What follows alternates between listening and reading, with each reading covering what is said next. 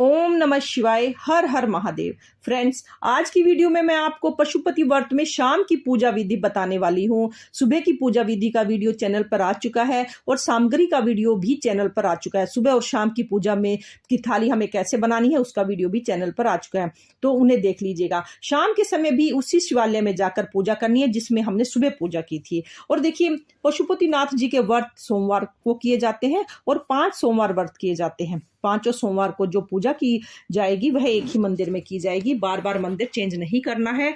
जहां पर आप पहला व्रत का पूजन करेंगे वहीं पर सारे व्रतों का पूजन भी उसी मंदिर में होगा। और पूजा की जो थाली का वीडियो भी चैनल पर आ चुका है शाम की थाली का, तो वो आप जरूर देखें। और तो शाम की पूजा अब मैं आपको बताने वाली हूँ कि हमें कैसे करनी है। जब हम भगवान पशुपतिनाथ का व्रत करते हैं तो शिव मंदिर में हमें पूजन करना होता है। जहां हमने सुबह पूजन किया था वहीं पर हमें आकर शाम को पूजन करना है। और जब हम पूजन करते हैं तो सबसे पहले हमें वहां पर आकर हमें अपना आसन बिछाना है। हम अपना आसन लगा लेंगे। उसके बाद सबसे पहले हमें फ्रेंड्स, जो वहां पर शिवालय में जो भी सामग्री रखी है, फूल बेल पत्तर जो भी वहां पर रखे हुए हैं, हमें उनको उठा लेना, उनकी साफ सफाई कर देनी है। और उसके बाद जब हम अभिषेक करेंगे तो सबसे पहले हमें अपनी चूड़ियों को अच्छे से टाइट कर लेंगे ताकि वो नीचे घर्षण पैदा ना करे और बाबा को किसी प्रकार का कष्ट ना हो। तो सबसे पहले मैंने शिवालय को अच्छे से साफ कर दिया है। आप इतना जल जरूर लेके जाएं कि आपके हम शिवालय को और भोले बाबा का जो उसका स्वरूप है उसको हम अच्छे से साफ कर सकें। तो फ्रेंड्स, सबसे पहले जलहरी के आसपास जो भी सामग्री थी वो मैंने हटा दी और मैंने अभी अभिषेक कर रही हूँ। मैंने पहले गणपति जी को अभिषेक किया, फिर कार्तिकेय जी को, फिर मैंने जो माता पार्वती का हस्तकमल था उस पर किया और उसके बाद भोले बाबा पर मैंने अभिषेक कर दिया है।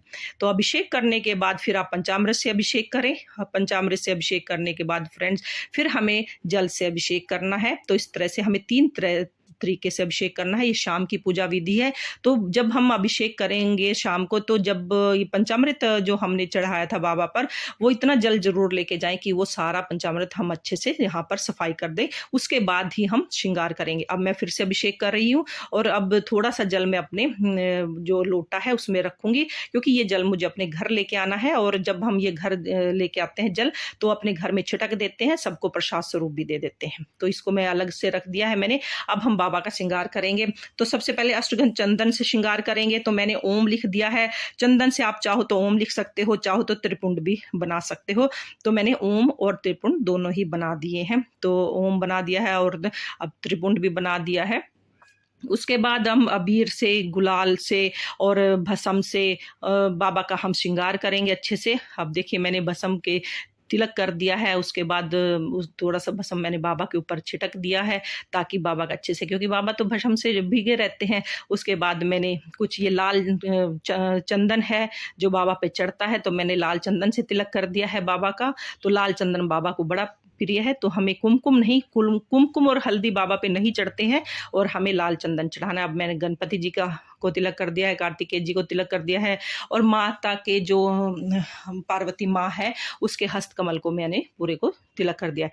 अब मैं जो अशोक सुंदरी जी माता का स्थान है वहां पर, वो महादेव की पुत्री है, वहां पर मैंने रोली समर्पित कर सकते हैं, क्योंकि वहां पर हम उसको नहीं लगा सकते। तो यहाँ पर मैंने कुमकुम मैंने समर्पित कर दिया है और सब माता के हस्तकमल को मैंने कुमकुम समर्पित कर दिया है। यहीं पर समस्त परिवार विराजमान होता है, तो यहाँ पर आप रोली से, चंदन से श्रृंगार अच्छे से कर सकते हैं। तो सबको श्रृंगार करने के बाद अब मैंने बाबा पर कलावा समर्पित कर दिया है। आप चाहो तो यहाँ पर जनेऊ समर्पित कर सकते हो, लेकिन मैंने यहाँ पर कलावा समर्पित किया है। और उसके बाद मैंने माता पार्वती का और भोले बाबा का यहाँ पर गठजोड़ भी बना दिया है। आप सुबह और शाम की पूजा में गठजोड़ जरूर बनाएं, तो ये बहुत अच्छा माना जाता है सुहागन स्त्रियों के लिए। तो गठजोड़ करना बहुत जरूरी है। तो उसके बाद हम बेलपत्तर समर्पित करेंगे। जब भी हम बाबा पे बेलपत्तर समर्पित करें तो उस पे चंदन का तिलक लगाएं और ओम नमः शिवाय का जाप जरूर करते रहना है। जब भी हम तिलक लगाएंगे तो आप एक एक बेलपत्तर पर ओम नमः शिवाय लिखते जाएं या श्री शिवाय नमस्ते लिखते जाएं, या खाली चंदन से तिलक करें या लाल चंदन से तिलक कर सकते हैं। और अशोक सुंदरी को जब हम बेलपत्तर समर्पित करेंगे तो हमें रोली से इस पे तिलक करना है। तो उसके बाद हम बाबा पे फिर आप 2, 5, 7, 9, 11 जितने भी आप बेलपत्र समर्पित कर सकते हैं उतने कर दीजिए। भांग, धतूरा, आक जो भी आपके पास है, जो आपने सुबह की सामग्री थी उसमें से बचाया, उसमें में शाम की सामग्री को भी यहाँ पर समर्पित कीजिए। मैंने आंकड़े के फूल समर्पित किए हैं, ये बाबा को बड़े ही प्रिय हैं। और उसके बाद मैंने कुछ भांग समर्पित कर दी है, मैंने आक के पत्ते समर्पित कर दिए हैं। तो ये सारी सामग्री है जो मैंने सुबह समर्पित की थी, वो उसमें से मैंने आधी बचा ली थी, तो वो मैंने शाम को समर्पित किया है। फिर हम फूल समर्पित करेंगे, सभी को फूल समर्पित कर देंगे। माँ पार्वती को फूल समर्पित कर देंगे, गणेश जी को फूल समर्पित कर देंगे, अशोक सुंदरी माता को फूल समर्पित कर देंगे। भोले बाबा को सफेद फूल अति प्रिय है, इसलिए भोले बाबा को सफेद फूल समर्पित कर देंगे। सभी को सफेद फूल समर्पित कर दिए हैं, लेकिन भोले बाबा पर रोली और हल्दी नहीं समर्पित होती है, इसलिए आप चंदन और भस्म से ही बाबा को समर्पित करना, उसी से श्रृंगार करना। अब हम नंदी की पूजा करेंगे, नंदी को तिलक करेंगे, नंदी को बेलपत्र समर्पित करेंगे। और जो हमारा शिव परिवार है, अगर आपके यहाँ पर शिव परिवार दिया हुआ है तो आप सभी को तिलक करेंगे। मैंने गणेश जी को, और यहाँ पर वैसे तो जब हम शिवलिंग की पूजा करते हैं तो उसी में हमारा जो पूरे 33 करोड़ देवी देवताओं का वास होता है, तो उसमें पूजा हो जाती है। फिर भी अगर आपके अलग से दिए हैं तो आप उनकी भी पूजा किए। अब हम दीप, देखिए श्रृंगार हमने कर दिया। अब शाम के समय हमने दीपक जलाने होते हैं, तो सीधे जमीन पर दीपक न जलाएं, वो थोड़े से चावल रखकर या फूल रखकर ही आप यहाँ पर दीपक जलाने हैं। तो मैं यहाँ पर 6 दीपक लेकर आई हूँ, तो 5 दीपक हमने जलाने हैं, लेकिन 6 के 6 दीपक हमने एक ही बारी में रखने हैं। देखिए मैंने यहाँ पर 6 जगह पर मैंने फूल रख दिए हैं। अब हम यहाँ पर दीपक रख लेंगे। आप चाहो तो आप मिट्टी के दीपक लगा सकते हैं, आप चाहो तो आटे के दीपक भी बना सकते हैं। ध्यान रखें कि अगर आप मिट्टी के दीपक लेकर आए हैं तो वह कोरे दीपक होने चाहिए, यूज किए हुए दीपक हमें नहीं लेने हैं। तो फ्रेंड्स 5 दीपक मैंने रख दिए हैं।